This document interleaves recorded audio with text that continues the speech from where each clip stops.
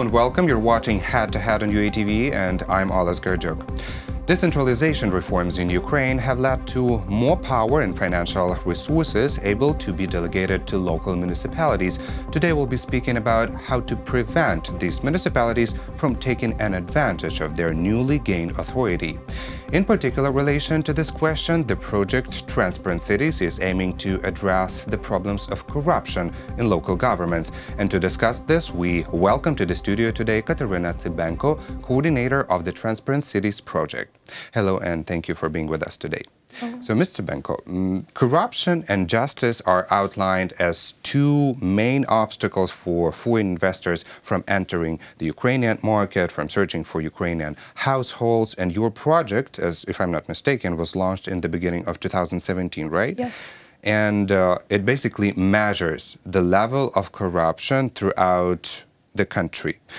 Could you tell us more about it, please, about this level of corruption? Yeah, our project measures the level of transparency in Ukraine, in local governments in Ukraine, and I should tell that the level of transparency does not straightforwardly reflects the level of corruption. Okay. Because the more transparent the city can be, it doesn't mean that it is totally free of corruption.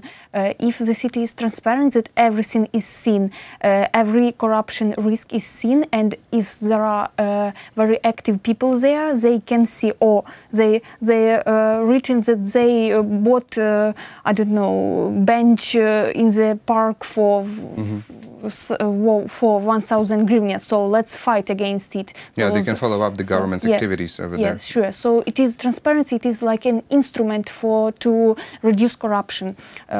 So we like a precondition to free corruption society. So we fight for transparency, and then it leads to reducing of corruption. So you want all the processes in municipalities to be transparent. Yeah. How many cities do participate in this project?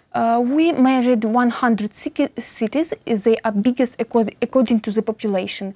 And when we measured, the big demand from cities we saw to this project, and they started to apply to us to ask what we can do to improve our ranking, because everybody likes numbers. Everyone wants to be Everybody first. wants to be the first Yes, one. sure. But there is a problem that they often see on their ranking number, but not on the points they have, because last year the best city had 60 points out of 100. It is a bit more than a half, so it is half transparency, and we always And it's not enough, basically. Yes, sure. This is a very low indicator. Sure, that's why we emphasize that not the place is important, but the number of points.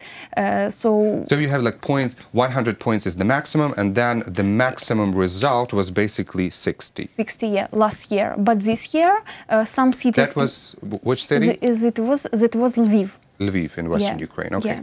And now the first is Mariupol, who has 66 points. It is not that much, but so last year Mariupol has 30 points. So they improved. So they improved more than a half. For them, it is very good result. This is a significant result, yeah. And considering that Mariupol is in Donetsk region, located very close to the front line, the situation has not been very stable, so to say, over there. So this is, I think, it's a very great result. We have very good connections with city councils there. We have contacts with Mikhailo Ivchenko, who was the head of procurement there, and now he is a deputy mayor, and among his responsibilities there are ensuring transparency and accountability. So they pay a lot of attention to this issue. And also Zhytomyr, Drogobych, Boyarka, Bila Tserkva, two cities near Kyiv, they pay really a lot of attention to this issue. And Kyiv, where is Kyiv in your rating? Kyiv is in top 5. In the last year, Kyiv was in top 5, and this year also. But representatives of Kyiv Council contacted us last year a bit, but this year No. Drohobych and Mariupol are very active. It seems to me that they are contacting with us every week. Mm-hmm. So they're trying to improve as much as they can. Okay, we speak about the best ones. What are the worst ones? The worst one is 8 points out of 100, and it is Novomoskovsk in Dnipro region. So 8 points. This is the last place. As far as I know, there is also Dunaevci in Khmelnytsky region and Mirnohrad in Dnipropetrovsk region as well. Is so basically, it's like 8 to 11 points, which is basically they're not transparent at all. Mm-hmm.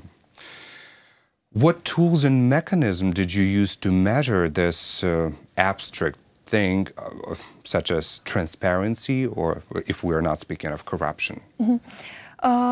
We pick up an idea of measuring this abstract thing from Slovakia.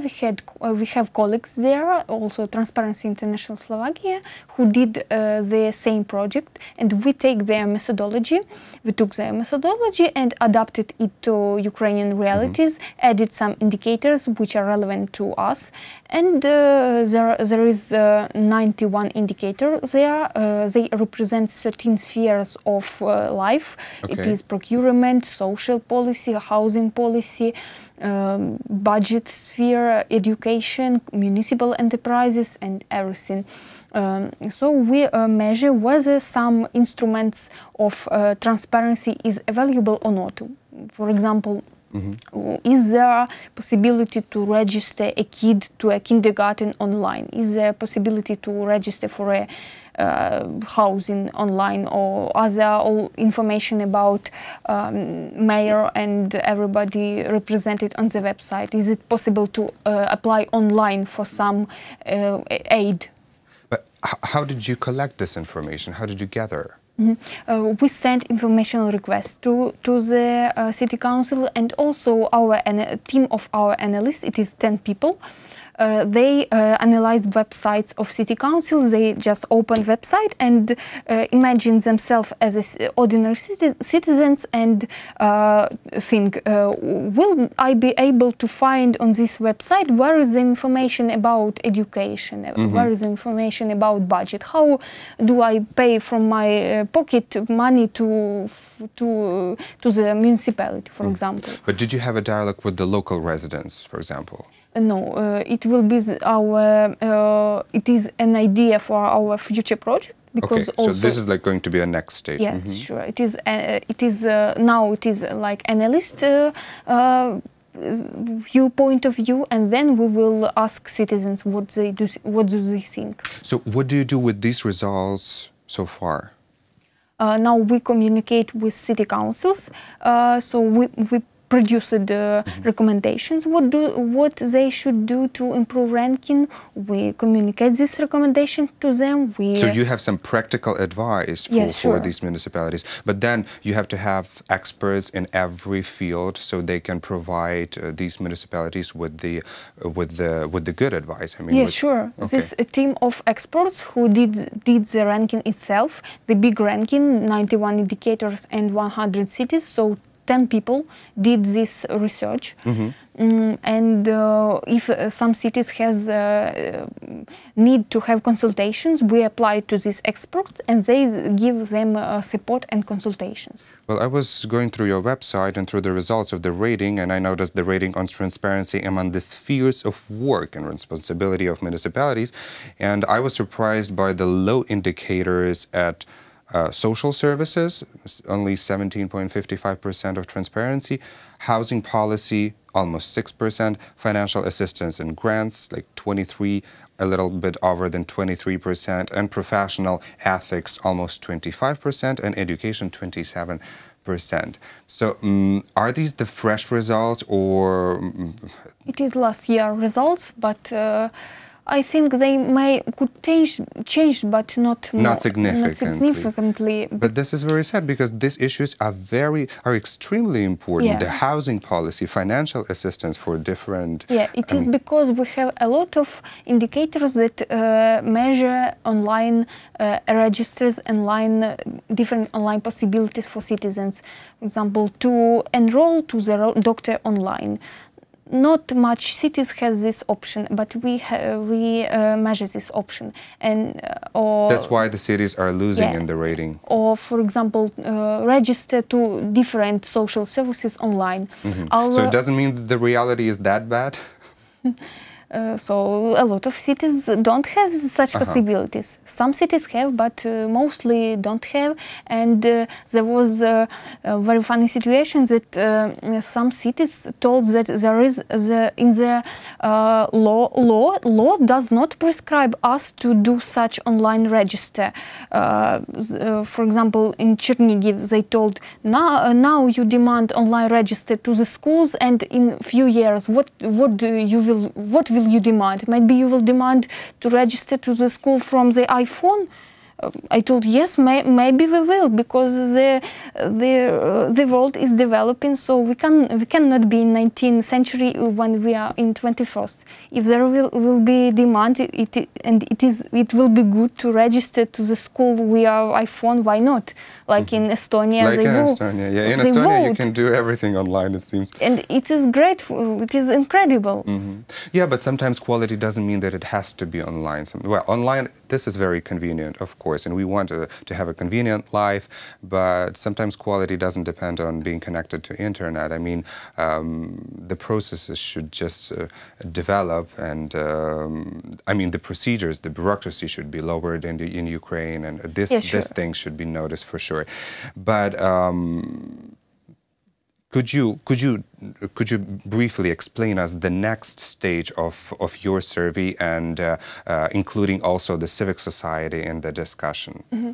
Now we have an idea of the project, which will be gathering community of activists who will be like transparent cities agents, who will be using our recommendations, and even more will apply to their city councils, and will work with them to make them more and more transparent. Because we are here in Kiev, we can not know for sure what is exactly going on in, I don't know, Odessa or Chornomorsk.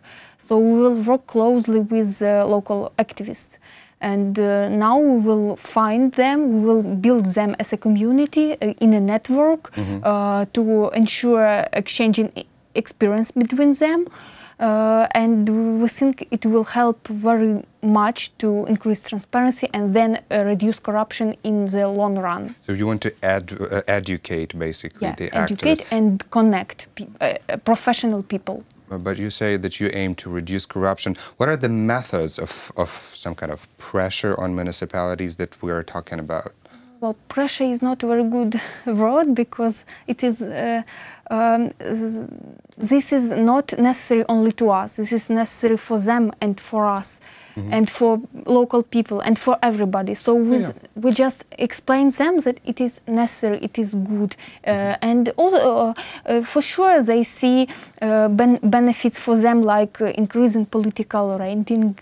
It is like a side effect of that. But this civic activists, they should know their authority in the local area. They should know what can they do, how can they influence the processes, and also the way municipality is ruling. So are you going to educate them in this? Sure. Okay, well, that's great, I think, and thank you so much for this great commitment to Ukraine's prosperity, and thank you for this conversation. Thank you. That was Kateryna Tsybenko, coordinator of the Transparent Cities project. Thank you for watching Head to Head. I'm Oles Gardyuk. Goodbye.